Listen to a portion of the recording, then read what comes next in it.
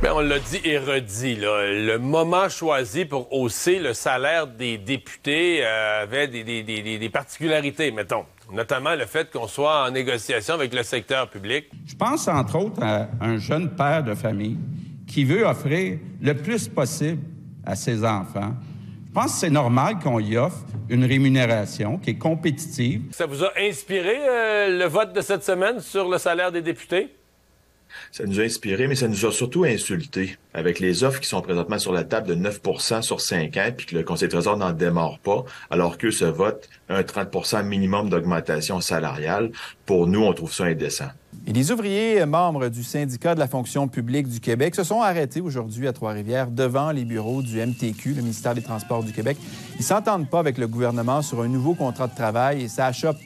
Puis, comme on voit bien souvent là, sur la question salariale. Les gens sont vraiment les plus bas salariés de l'État. On parle d'une moyenne salariale de 23 et 42 $. C'est vraiment pas beaucoup pour le travail qu'ils font, surtout que c'est un travail risqué. Mais présentement, ce qu'on sait, c'est que ça avance à pas de tortue.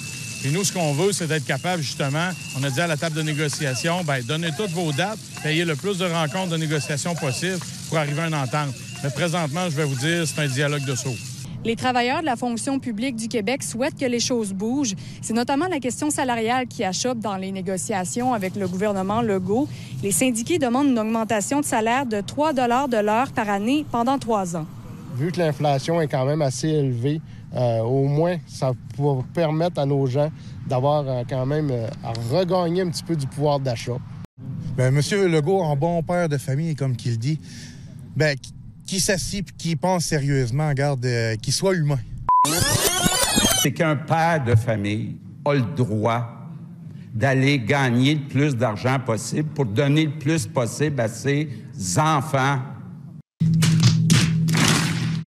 Une caravane de mobilisation du syndicat de la fonction publique et parapublique du Québec sillonnera les routes du Bas-Saint-Laurent et de la Gaspésie dès aujourd'hui et jusqu'au 21 juillet. Poser la question à un citoyen ou citoyenne, vont dire, ces gens-là doivent gagner là, minimalement 30-35 $ de l'heure, alors que dans la réalité, si on prend un ouvrier de voirie, un aide sylvicole, par exemple, ces employés-là gagnent 21,80 $.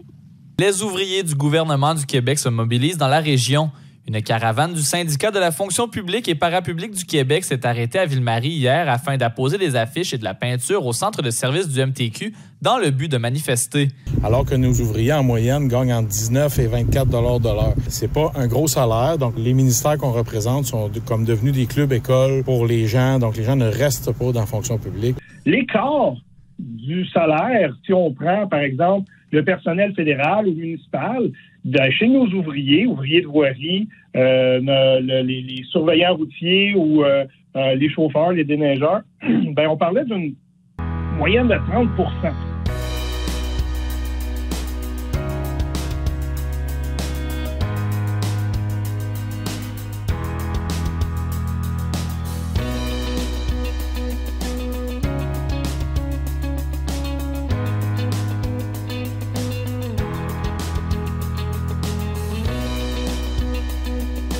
Le manque de personnel entraîne des répercussions dans les palais de justice de l'Est du Québec. Une dizaine de postes sont toujours vacants dans l'appareil judiciaire au Bas-Saint-Laurent, en Gaspésie et sur la Côte-Nord. Et voici d'ailleurs ce qu'a obtenu Simon Gamache-Fortin.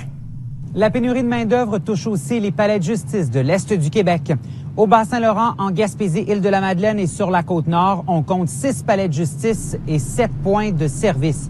Selon les dernières données du ministère de la Justice, 9 postes sont à pourvoir pour des corps d'emploi comme greffier audiencier, technicien juridique, auxiliaire de bureau et adjoint à la magistrature. On a un roulement de personnel épouvantable là, dans les palais de justice. Donc, les nouvelles personnes qui entrent en poste, malheureusement, après un certain temps, démissionnent ou vont se trouver un autre emploi à l'intérieur de l'appareil gouvernemental ou même au niveau municipal où ce que les conditions de travail sont plus importantes.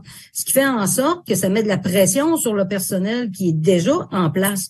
Parce que vous savez, former des gens là dans l'appareil judiciaire, là, ça prend quand même du temps. Le syndicat de la fonction publique et parapublique du Québec croit que l'amélioration des conditions de travail, une hausse des salaires et davantage de formation vont aider au recrutement et à la rétention de personnel dans les palais de justice. Le syndicat de la fonction publique et parapublique du Québec lance une campagne de sensibilisation entourant la sécurité des travailleurs aux abords de chantiers routiers. Des messages à la radio, sur le web, ainsi que sur des panneaux publicitaires. Hey, j'ai quelque chose à te demander.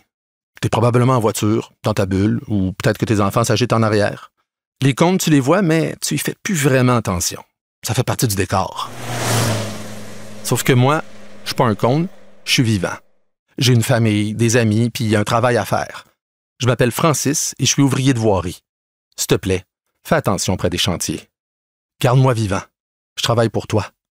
Un message du syndicat de la fonction publique et parapublique du Québec. Si on en arrive à une campagne comme celle-là, c'est qu'il y a certains comportements qui ne se corrigent pas. Je dirais pas, évidemment, la majorité des automobilistes font bien ça, mais on a encore des récalcitrants.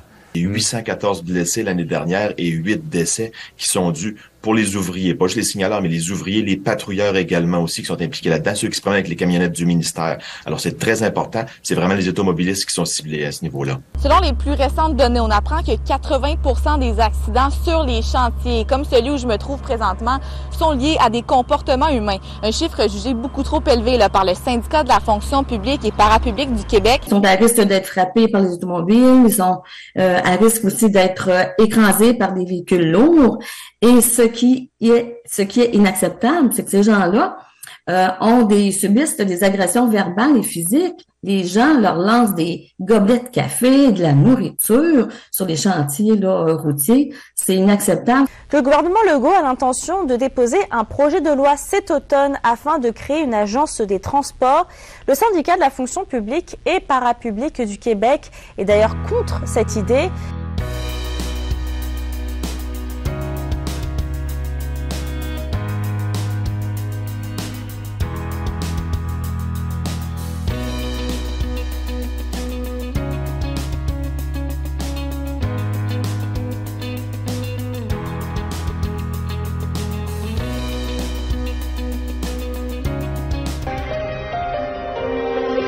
Bonjour, ici Mathieu Bellumeur, bienvenue au Radio Journal. Le Québec ne cesse de perdre ses fonctionnaires. La fonction publique a de plus en plus de difficultés à retenir ses employés.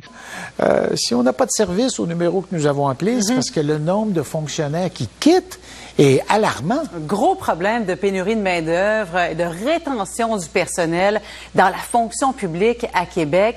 Alexandre, malgré cette photographie-là, la situation actuelle, la CAQ dit pas de panique, on prend acte, mais il n'y a pas de presse. Pourtant, Bruno, quand on regarde les rapports annuels qui ont été rendus publics hier, c'est assez clair, là, le taux de départ volontaire des employés de l'État, donc des fonctionnaires, il est à la hausse. Vous allez le voir dans le tableau. Prenons l'exemple du ministère de l'Éducation. On est à plus de 18 % de départ volontaire pour l'année dernière. Même chose pour le ministère de la Cybersécurité. Ministère de la Santé, on est à 16 % Société de l'assurance automobile, 14 % Et là, ce que les syndicats disent, c'est on perd notre personnel. La fonction publique s'est rendue un club école.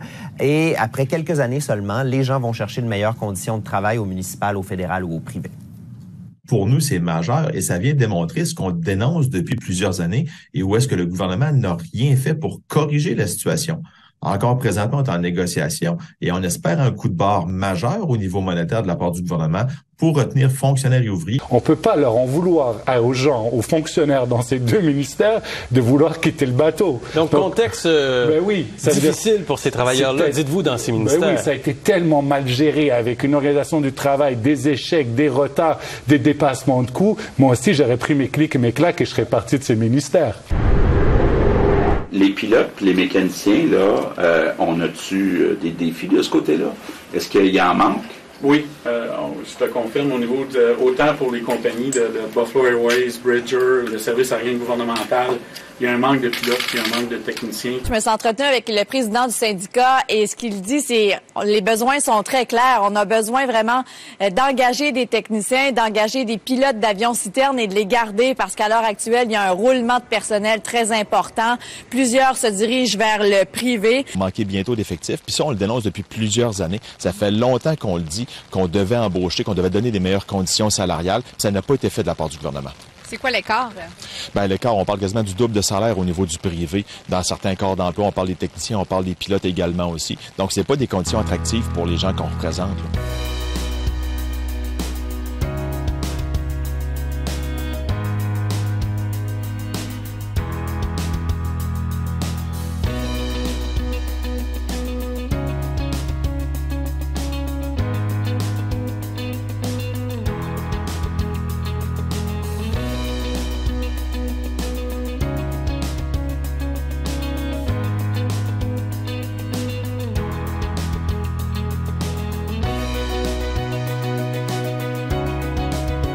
Valérie à Québec pour parler de SAC-CLIC. Vous vous en souvenez des maux de tête que ça a causé dans la population? Bien, Valérie, ça cause aussi des maux de tête chez les employés de la SAQ. On apprend ce matin que les employés aussi veulent quitter le navire. Alors, Philippe, il y en a une majorité qui disent que finalement leur charge de travail là, est écrasante. Qui ressort de ce sondage que le niveau d'anxiété au travail a fortement augmenté pour près de la moitié des répondants et le désir de quitter la SAC a fortement augmenté pour 3 répondants sur 10 et ça, c'est encore plus vrai pour ceux et celles qui travaillent au service à la clientèle. Là, on est rendu à 6 répondants sur 10.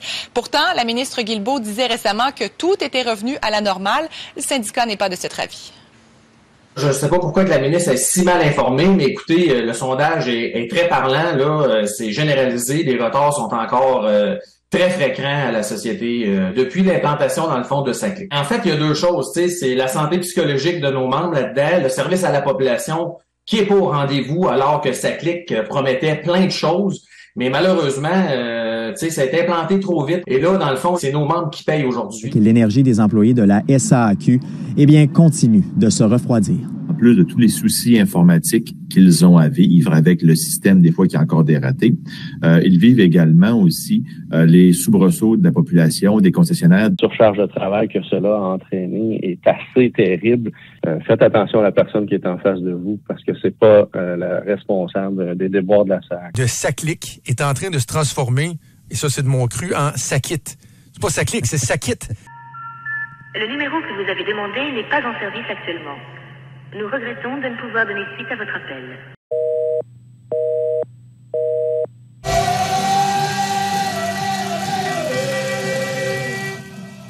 Eh bien, c'est le cas de le dire. Des membres du syndicat de la fonction publique et parapublique du Québec se sont fait entendre aujourd'hui. C'était ce midi devant l'Assemblée nationale du Québec. Venus des 4 coins de la province, ils manifestaient leur mécontentement sur les négociations avec le gouvernement qui, selon eux, stagne. On vient manifester notre mécontentement aux tables de négociation actuellement.